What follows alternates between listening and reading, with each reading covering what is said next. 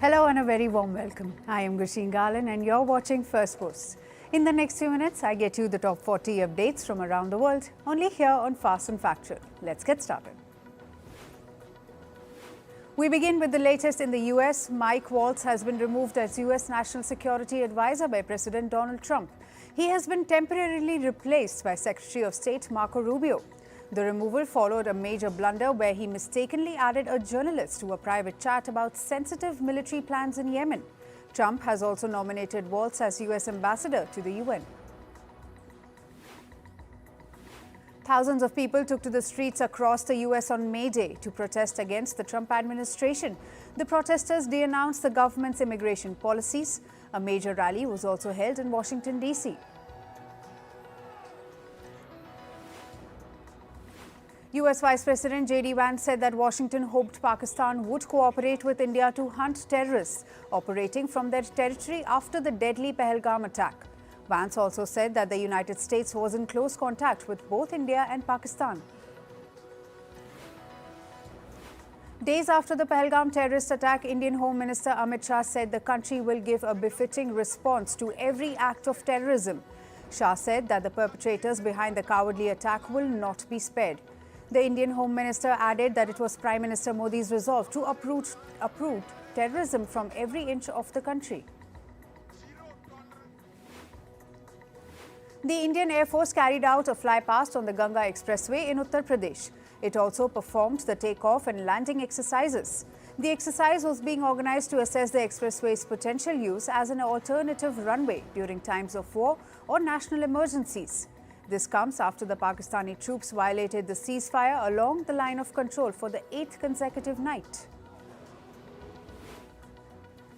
4 people, including a 26-year-old woman and her 3 children, died in the national capital, New Delhi, where a tree fell on their house during a severe thunderstorm.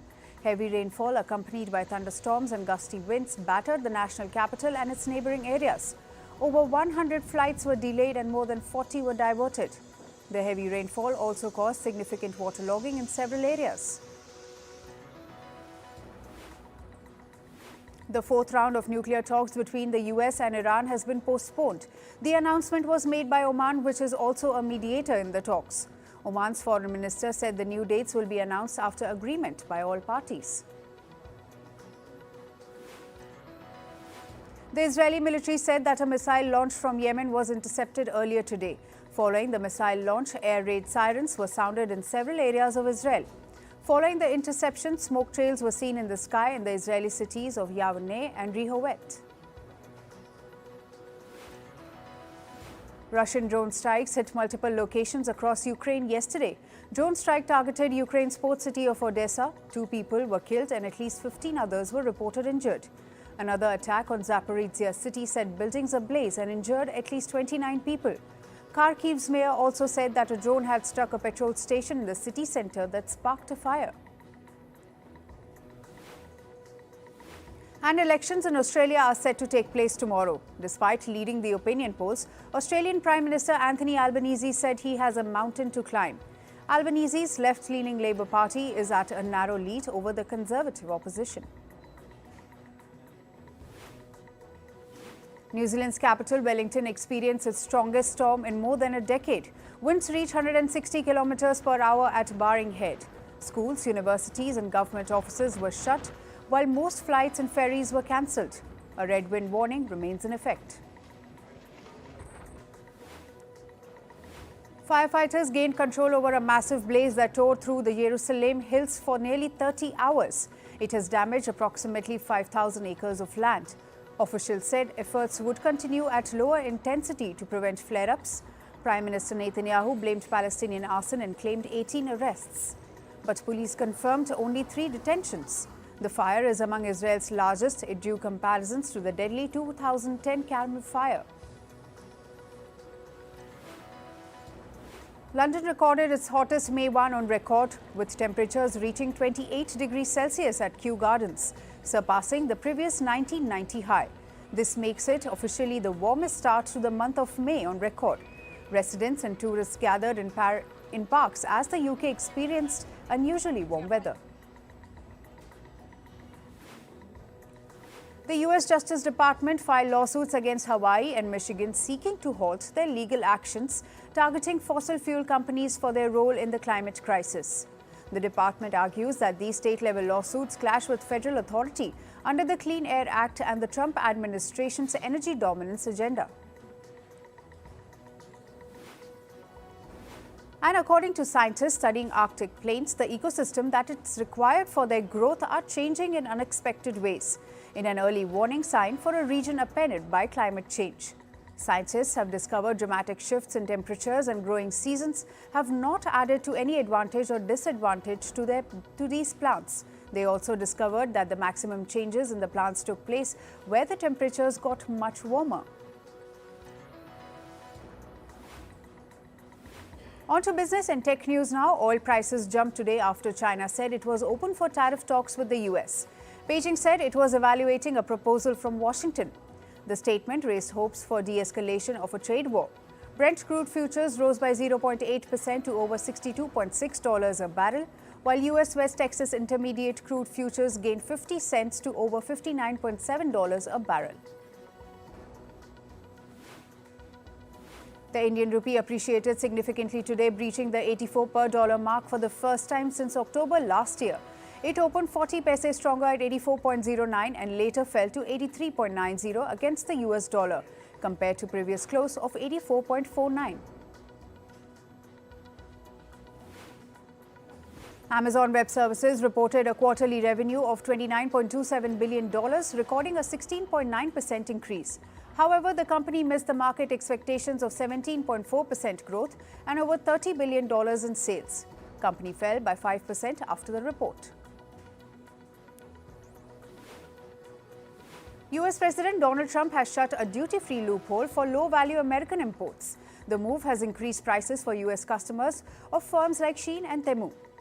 Supporters of the so-called de minimis exemption applicable on packages worth less than $800 argue that it helps streamline the customs process. Fast food chain McDonald's witnessed its biggest drop in US sales since the coronavirus pandemic. The company reported a 3.6% drop in the first 3 months of 2025 compared to a year earlier. The company said that the drop was driven by people's concerns over the US economy. The company's CEO assured investors that the firm could navigate the tough market conditions. Japanese trading house Mitsubishi Corp predicted a 26% fall in its net profit for the financial year ending in March. The firm predicted a profit of $4.82 billion, citing absence of major capital gains. The market expectations were of a profit over $5 billion. Mitsubishi reported a fall in profit for the year that ended this March as well. Tesla reported a drop in sales in some European markets in April. The fall is reportedly attributed to Europeans shifting to Chinese cars, while some protest his political views. In Sweden, Tesla's new car sales fell by over 80%. Denmark recorded more than 67% decrease in April sales, while France reported a 59.4% drop. Tech giant Apple trimmed its share buyback program by $10 billion. This, as the company's CEO Tim Cook said that the tariffs could add about $900 million to costs this quarter. This, as the company is shifting its supply chain from China to minimize the impact of US tariffs. He added that Apple is planning to $500 billion to expand its footprint in the US. YouTube CEO Neil Mohan has announced an investment of over $100 million in a bid to increase the Indian creators' economy. The announcement was made during the World Audiovisual and Entertainment Summit 2025 in Mumbai yesterday. He said that YouTube has over 15,000 Indian channels with more than 1 million subscribers each. And Microsoft has significantly increased its Xbox console prices. The tech giant attributed its move to rising development costs and so-called market conditions. The increase in price varies from country to country. Moving to sports, we begin with cricket. Mumbai crushed Rajasthan by 100 runs in the ongoing Indian Premier League. After taking to the field in Jaipur, Mumbai put 217 runs on the scoreboard, powered by smashing half-centuries from Ryan Rickelton and Rohit Sharma. In response, Rajasthan were bowled out at just 117 runs as Karan Sharma and Trent Bolt came the 3-wicket hauls respectively. In football, Manchester United beat Athletic Club 3-0 in the Europa League semi-final leg 1. After Athletic's Danny Vivian's 35th minute equaliser was denied due to a red card verdict, United hit back with precision and dominance. Bruno Fernandes struck a brace in the first half as Manchester United took a huge step towards making it to the Europa League finals.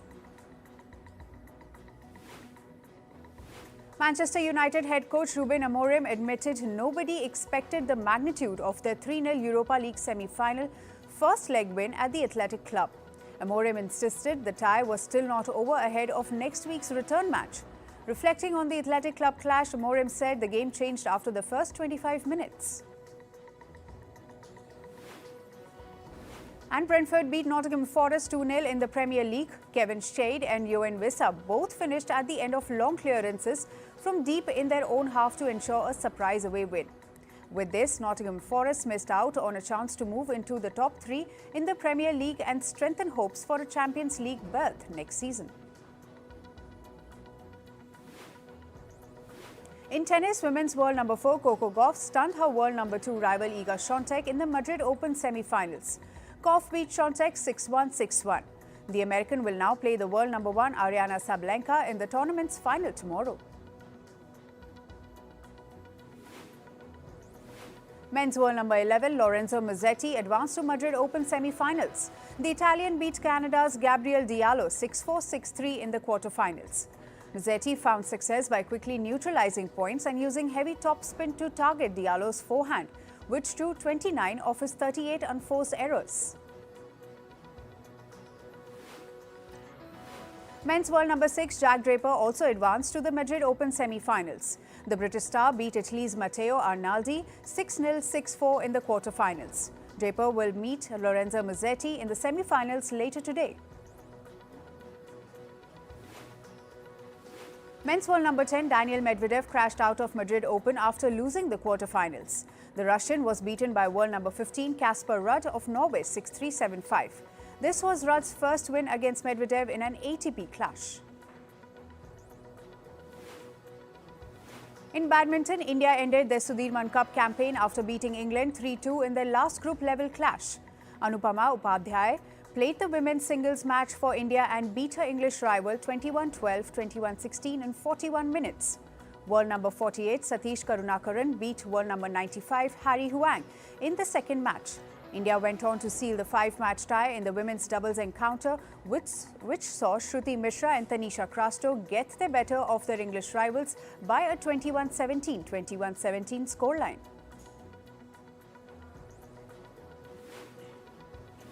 And in a belated ceremony, Indian badminton stars Satvik Sairaj, Raniki Reddy and Chirag Shetty were conferred the Major Dhyan Chand Khel Ratna Award in New Delhi. The Khel Ratna is the country's highest national sports award given annually by India's Ministry of Youth Affairs and Sports. And finally, from the world of showbiz, Atlantic Records has announced the lineup for F1, the album. It is the soundtrack for the upcoming Brad Pitt-led Formula One film. Featured artists include Ed Sheeran, Rose from Blackpink and Burna Boy and Tate McRae Ray. Don Toliver's Lose My Mind featuring Doja Cat leads the album, sampling Hans Zimmer's original score. The film follows a retired racer returning to help a struggling Formula One team. Pakistani actor Hania Ameer has denied a viral social media post falsely attributing a political statement to her following the Pahalgam terror attack. Ameer stated the circulated quote is fabricated and misrepresents her views, urging caution over misinformation. Her Instagram account remains inaccessible in India alongside others. Nominations for the 78th Tony Awards were announced with Death Becomes Her, Maybe Happy Ending and Buena Vista Social Club, each receiving 10 nominations. Other top contenders include Dead Outlaw Operation, Mincemeat, Floyd Collins, Gypsy and Sunset Boulevard. Leading plays include John Proctor is the Villain and The Hills of California, each with 7 nominations. Martin Scorsese will direct a documentary based on the final record interview of the late Pope Francis. The film will explore cross-cultural narratives and feature personal moments, including Scorsese's visit to Sicily. The initiative aims to foster global understanding through cinema. And finally, Jill Saub Oli, known for her 1995 hit I Kissed a Girl, died in a house fire in Minneapolis at age 66. Her music career spanned over 3 decades and included contributions to film and theatre. A 30th anniversary reissue of her breakthrough album is scheduled for release in June. That's all for today. Thank you for joining us. I am Gushin Garland and we'll see you right back here on Monday. Stay informed and stay tuned to Firstpost.